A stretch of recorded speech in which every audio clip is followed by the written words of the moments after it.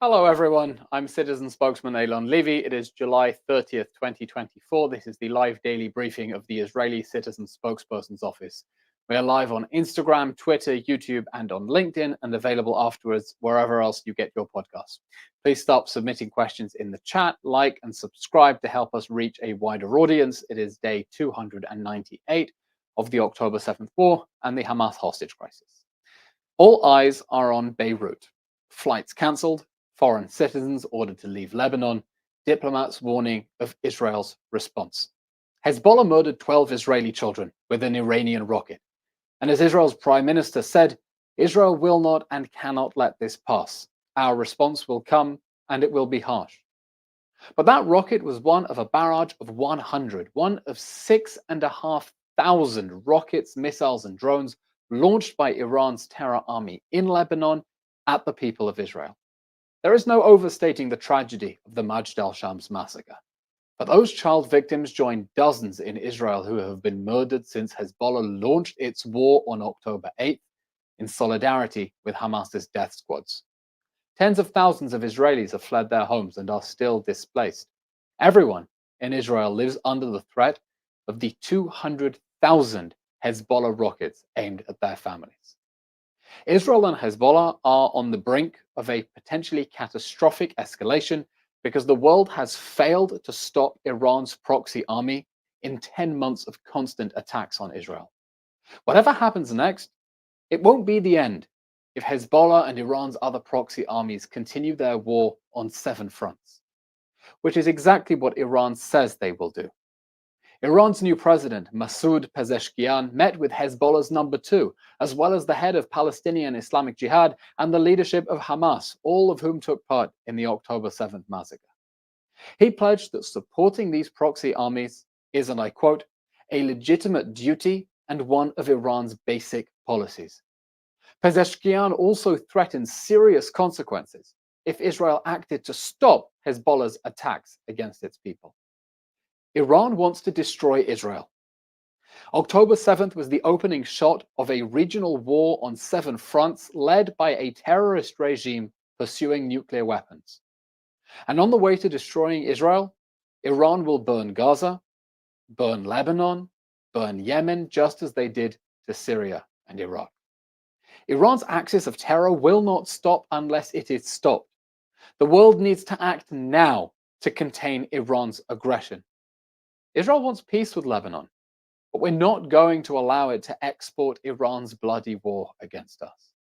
Those watching Beirut must look at Tehran and demand that Iran and its proxy armies end their war against the Jewish state on 7 fronts. Tehran is also watching, and not just Beirut, but Washington and Paris and London. Tehran is watching whether and how the West stands with Israel and against Iran's wars on 7 fronts. What it sees is key to how Iran will continue fighting its bloody war, including in Lebanon. The new British government has hinted that it could stop selling Israel some of the weapons that Israel needs to protect its people and to fight the war that Iran and its proxy armies are fighting against it on 7 fronts. The new UK Foreign Secretary, David Lammy, said last week that Israel is a country surrounded by people who would love to see its annihilation. And so in his view, Israel does still need defensive weapons, and it wouldn't be right to impose a blanket embargo on weapon sales to Israel. But the implication is still disturbing, that Britain might still deny Israel some of the offensive weapons it needs to fight its enemies. Now, this is really important. Israel's allies know that it is fighting for its life against Iran and its proxy armies on 7 fronts, against people who seek its annihilation. Israel's allies know that it is surrounded by dangerous terrorists who want to kill us all and are pursuing nuclear weapons. And they need to take that to its logical conclusion. It's not enough to block the terrorist rockets. Israel needs to be able to destroy their launchers too. War is terrible. Nobody wants an end to war more than Israel, a country that did not start this war, did not want this war, did not expect this war, certainly not the brutal attacks of October 7th, or nearly 10 months of constant attacks on our people. Denying Israel the tools it needs to destroy the enemies who want to annihilate it will not bring peace. When Iran sees Israel's allies denying its support, it sees a green light for Hezbollah, the Houthis, Hamas, and their other proxy armies to keep trying to murder people in Israel. Rockets and drones got through Israel's defenses these last weeks, with a bloody, tragic cost in innocent lives. Does the West want Iran to try again? Iran is attacking Israel through its proxy armies and threatening destruction if Israel defends its people. If the West wants to end Iran's war because Iran is an enemy of the West, an enemy of the free world, an enemy of all democracies, then Western countries must back Israel in containing Iran's aggression and make sure that Iran sees clearly where they stand. We'll now take some questions. Just a word for those asking how you can help us. Please go into the links in the description wherever you are watching, and in the link in bio on our social media accounts. There will be a link to the JGive charity campaign where we warmly invite you to contribute to the Israeli Citizens Spokesman office. Those donations are critical for us to be able to continue the fight. And please also sign up to our email list. I promise that we won't spam you, but we do want to build a community of people who are committed to helping share the truth and help Israel fight against its enemies in the information war. So we'll now take some questions from our audience watching live on social media. Please submit questions wherever you are watching. First question today comes from Golda Schmidt, who asks on Instagram, do you think a diplomatic solution is possible in northern Israel? Golda, we definitely hope that a diplomatic solution is possible to get Hezbollah away from the border, because if Hezbollah does not back away, Israel is going to have to push it away.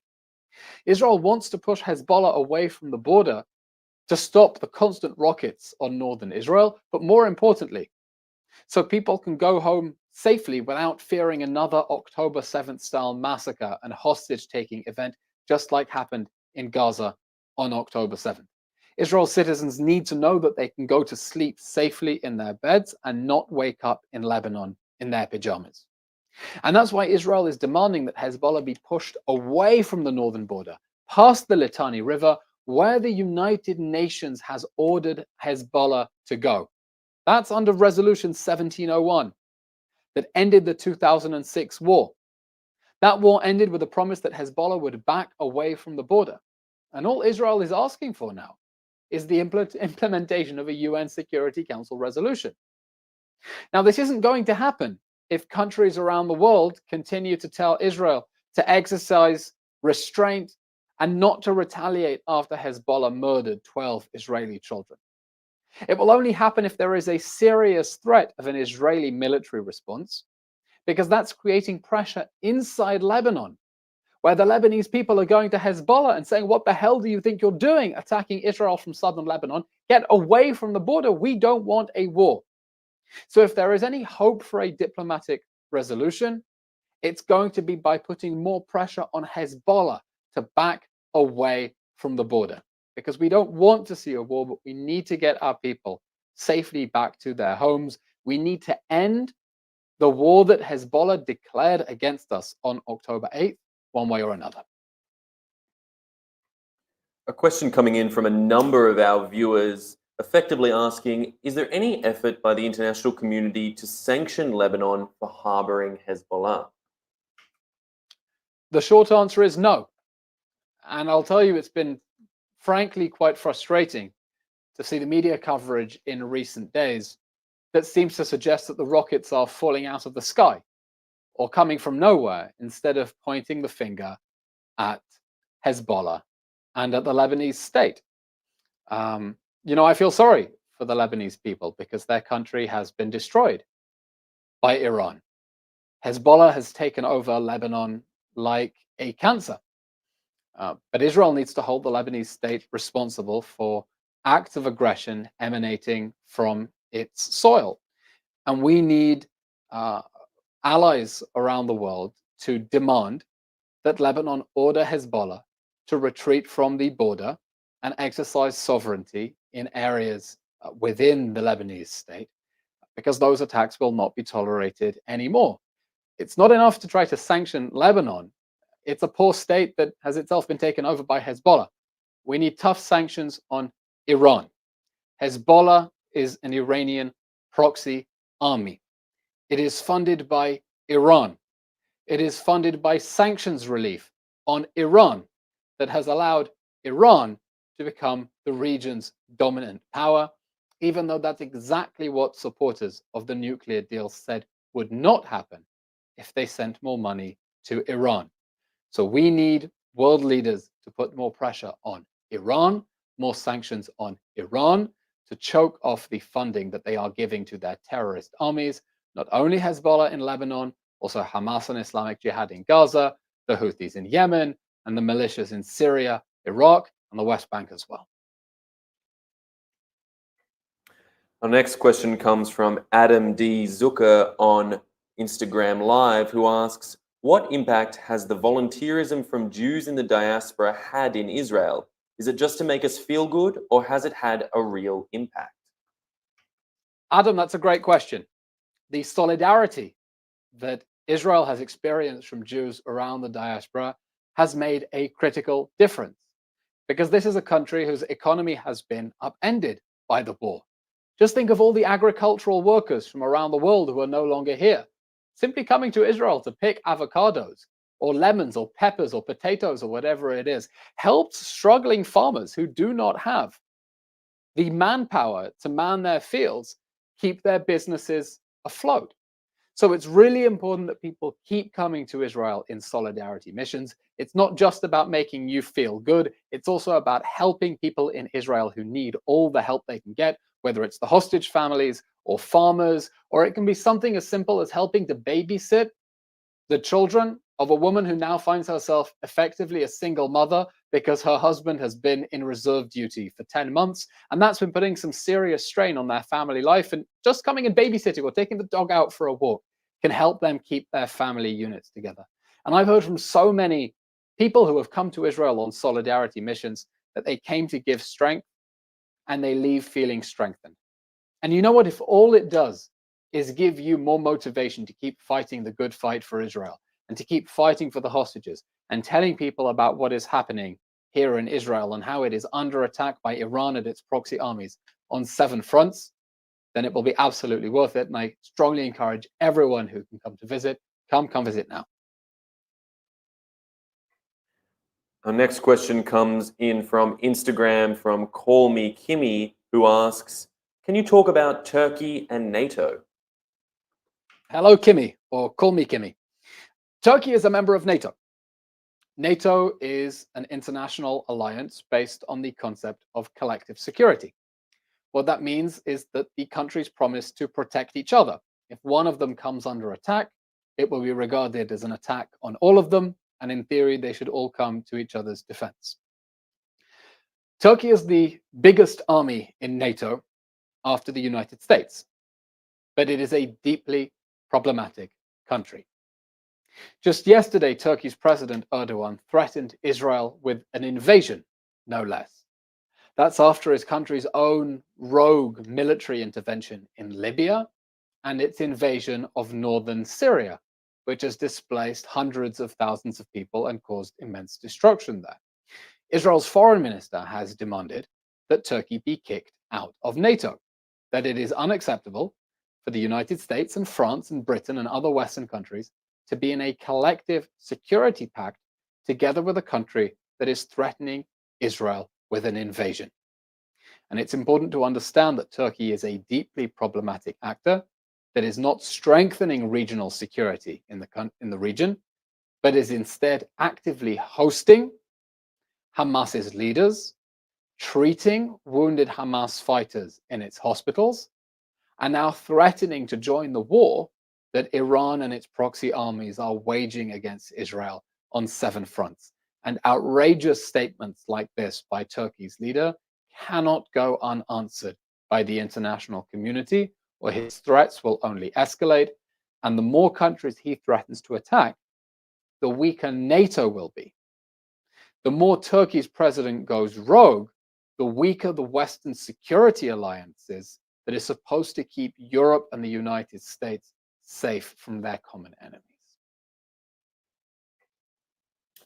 Next question comes from What I Just Said on Instagram, who asks, how are Druze in the north feeling about the IDF response to the attack?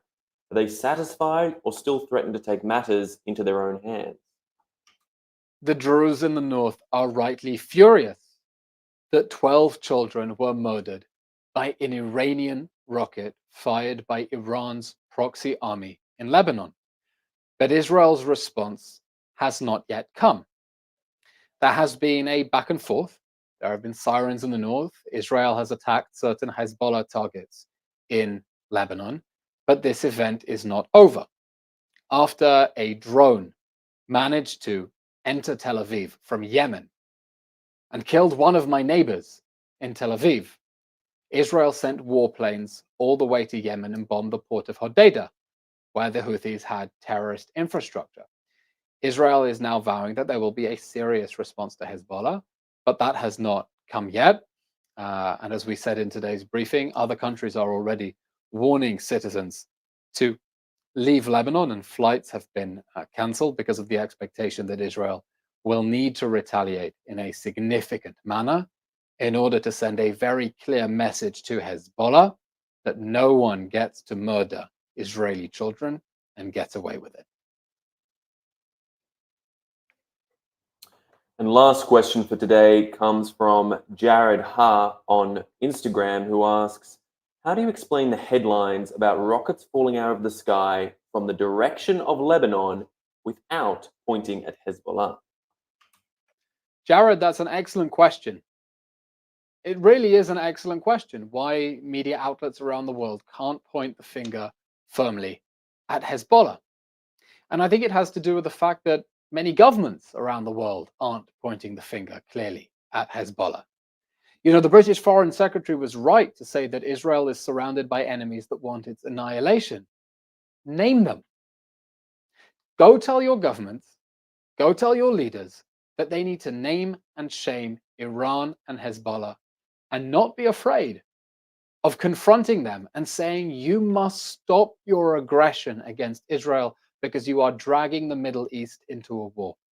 But if that's not the message that we're hearing from world leaders, then it's not the message we're going to hear from the media, when unfortunately many have already fallen in a pattern of trying to present things as if Israel is to blame for everything that's wrong in the Middle East, instead of understanding that it is responding to serious, sustained aggression by its enemies on 7 different fronts. Okay, that's all we have time for today. Thank you very much, everyone. Please follow on all the social media platforms. If you're watching on Instagram, follow us on Twitter. If you're following on LinkedIn, follow on YouTube. Please remember, we are also available in podcast format. So if you're not watching live, please download the podcast, send it to your friends, family, so they can listen on the train on the way to work or while they're driving. Give us 10 minutes of your time, no more, each day, so we can arm you with the information and the sound bites and the talking points that you need in order to keep telling the truth and fighting for Israel as it comes under attack by Iran and its proxy armies on 7 fronts. And of course, keep fighting for the freedom of the hostages still trapped in the Hamas terror dungeons. Thank you very much, everyone. We'll be back tomorrow. Thank you. Thanks for watching. Drop a comment below. Don't forget to like, share, and hit subscribe to stay updated with our latest content. Until next time, stay informed and inspired. This is Djobnik signing off.